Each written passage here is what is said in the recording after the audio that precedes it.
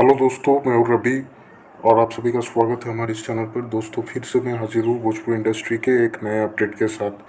दोस्तों कल मुंबई में जो शो हुआ उसमें बहुत सारे भोजपुरी इंडस्ट्री के सेलिब्रिटीज़ मौजूद थे, लेकिन भोजपुरी इंडस्ट्री के और एक पॉपुलर सेलिब्रिटी अक्षरा सिंह उस शो पर नहीं आई हुई थी, जहाँ पर इतने सारे सेलिब्रिटीज़ के फैंस की भीड़ मची हुई थी।